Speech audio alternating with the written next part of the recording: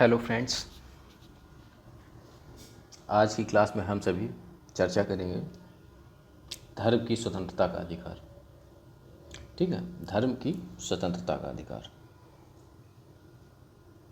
धर्म की स्वतंत्रता का अधिकार। तो धर्म की स्वतंत्रता का मतलब freedom to right of religion. ठीक है, यानी धर्म के बारे में जो जो भी स्वतंत्रताएं हैं, तो वह जो है किस आर्टिकल में है? आर्टिकल 25, 26, 27 और 28। यह चार आर्टिकल धर्म की स्वतंत्रता के बारे में व्याख्यान करते हैं। तो हम लोग आर्टिकल 25 को पहले स्टार्ट करते हैं। आर्टिकल 25 क्या कहता है? अंतःकरण की स्वतंत्रता। अंतःकरण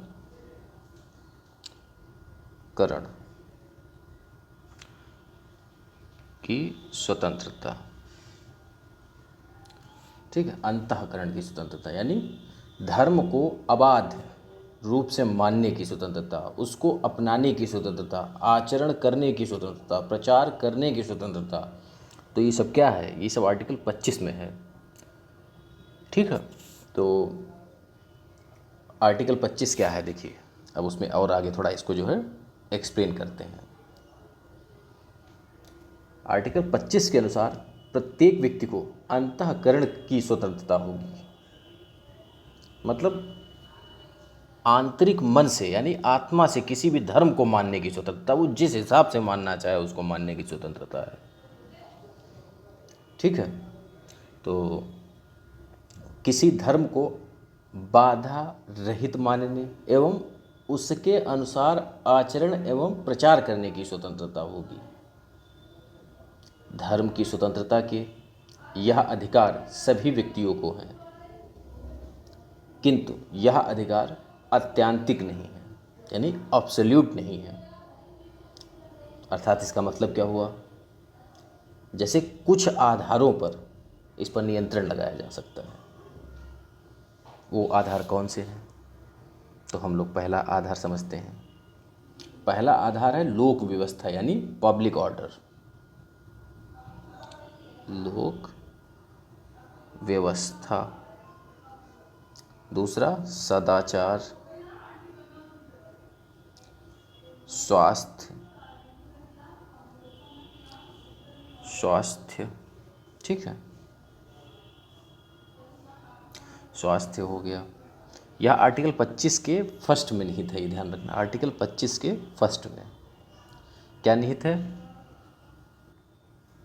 कि आप आचरण अंतःकरण, मतलब धर्म को अंतःकरण यानी आत्मा से मान सकते हैं, उसको धर्म को मानने की स्वतंत्रता है।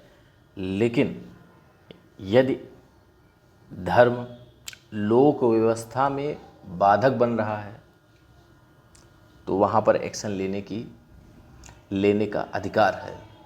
ठीक है, इसी आर्टिकल के तहत सदाचार का मतलब कोई भी ऐसा कदाचार हो रहा है, मतलब दुर्व्यवहार हो रहा है, सदाचार नहीं हो पा रहा है, मतलब उस पर जो है किसी के जो है आचरण में, व्यवहार में, मतलब जो है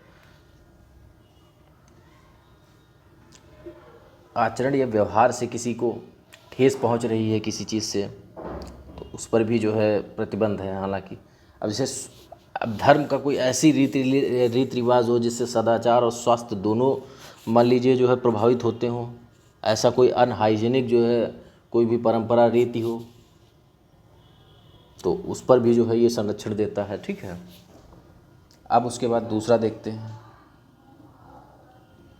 समाज कल्याण एवं समाज सुधार। समाज कल्याण एवं समाज सुधार, यह दूसरे में है। ठीक है, यह ध्यान रखना, 25 के क्लॉज सेकंड में है। अब इसमें क्या है? समाज कल्याण एवं समाज सुधार।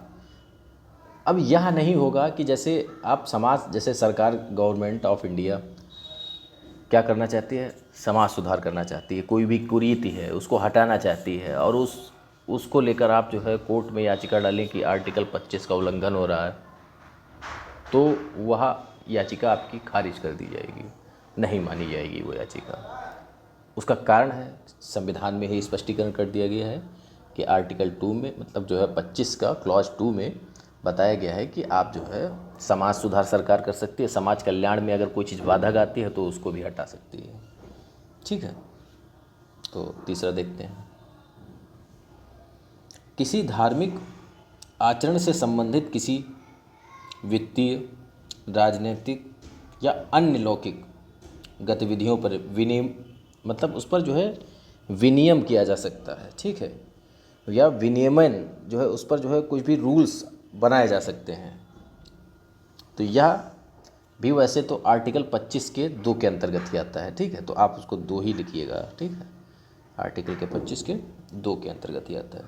अब हिंदू धर्म की सार्वजनिक संस्थाओं को हिंदू धर्म के सभी वर्गों के लिए खोलने के लिए, जैसे मान लीजिए किसी भी मंदिर में, जैसे वर्तमान में जो अभी हाल ही में कुछ समय पहले जो मुद्दा चला था कि मतलब आप किसी भी सार्वजनिक स्थान पर, या मतलब मान के चलिए मंदिर वाला मुद्दा चला था, लेकिन हम जो है थोड़ा इधर हट के थोड़ा समझाना चाहते हैं कि जैसे मान लीजिए कोई सार्वजनिक स्थान है, अब वहाँ पर कुछ लोगों को जाने की परमिट है, कुछ लोगों को नहीं है, तो ऐसा नहीं हो सकता, सभी के लिए वो जो है। अब इसका स्पष्टीकरण क्या हो सकता है, देखिए स्पष्टीकरण को समझ लीजिए। एक्सप्लेनेशन जो है इसका क्या होता है, स्पष्टीकरण।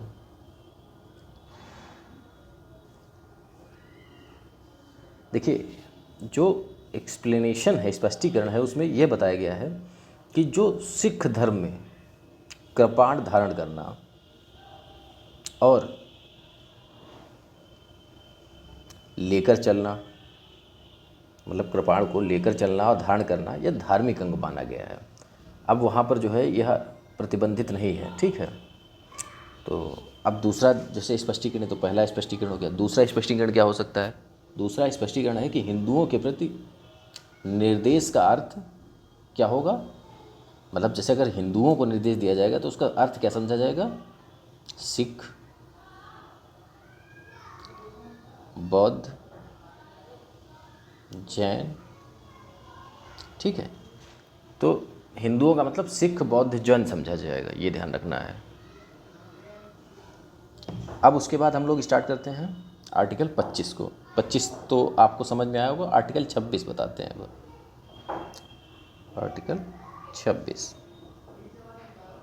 इसमें क्या है, धार्मिक मामलों के प्रबंध की स्वतंत्रता। धार्मिक मामलों के प्रबंध की स्वतंत्रता।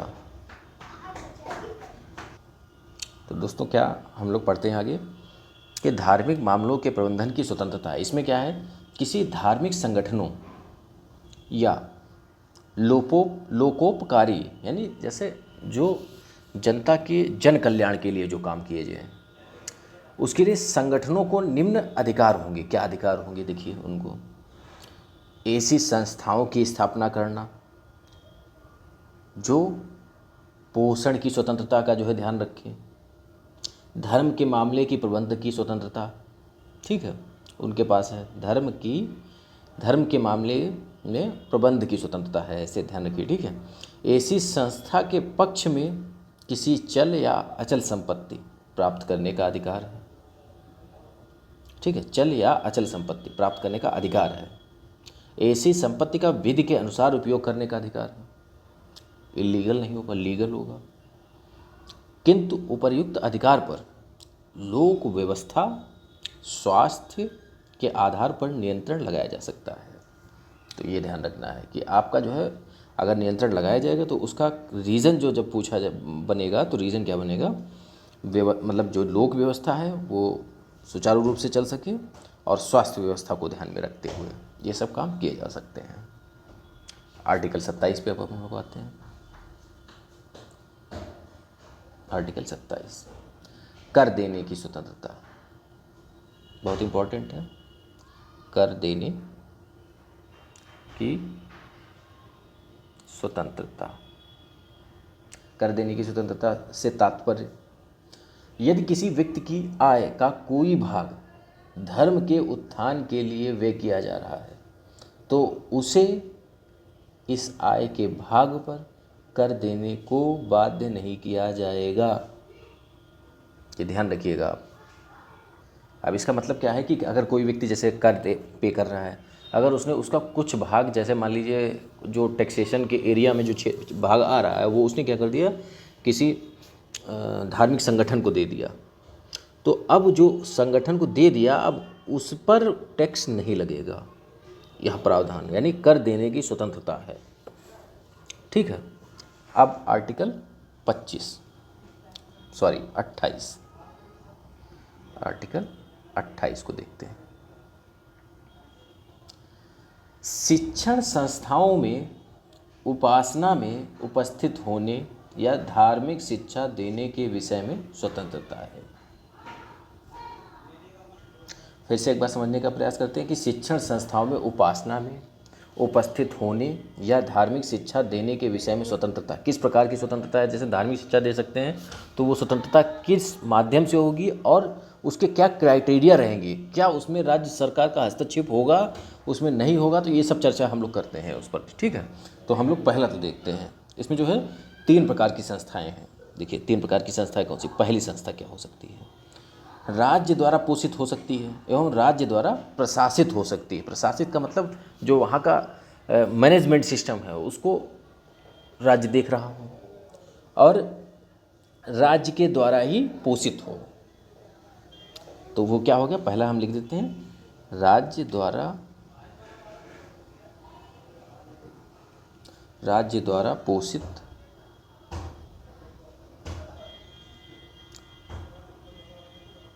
एवं राज्य द्वारा प्रशासित। ठीक है, राज्य द्वारा प्रशासित भी होगी। दूसरा पॉइंट क्या है? ट्रस्ट के अधीन गठित। अब राज्य के द्वारा अधीन नहीं है, यानी इसका गठन राज्य के अधीन नहीं हुआ है लेकिन ट्रस्ट के अधीन हुआ है, किसी एनजीओ के थ्रू हुआ है, यानी ट्रस्ट के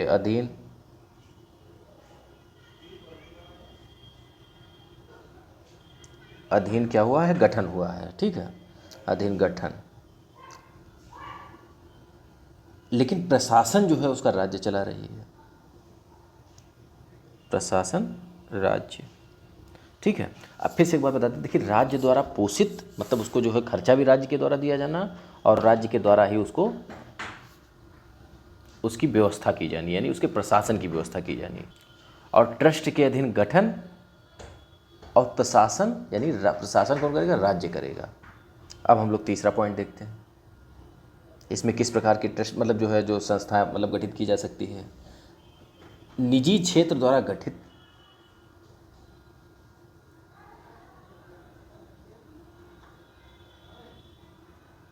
निजी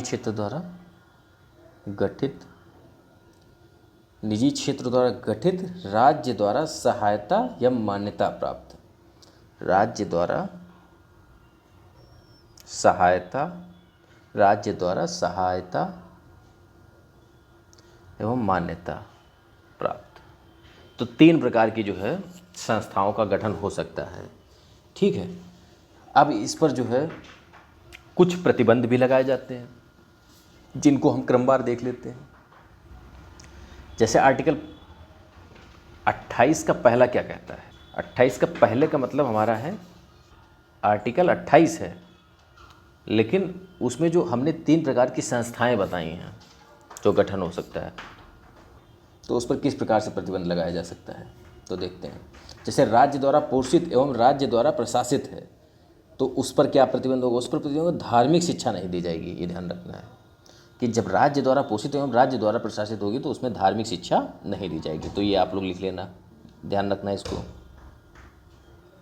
उसके बाद ट्रस्ट के अधीन गठित एवं प्रशासन राज्य के द्वारा चलाया जाएगा, तो उसमें क्या होगा, धार्मिक शिक्षा दी जाएगी इसमें। तो इस पर देखते हैं, इस पर क्या है, इसमें शिक्षा, धार्मिक शिक्षा इसमें क्या होगा, दी जाएगी। ठीक है, ठीक है। हमने पहले क्या बताया, पहले हमने बताया कि राज्य द्वारा पोषित एवं राज्य द्वारा गठित मतलब राज्य द्वारा प्रशासित होगा तो उसमें शिक्षा नहीं दी जाएगी, मतलब जो धार्मिक शिक्षा नहीं दी जाएगी।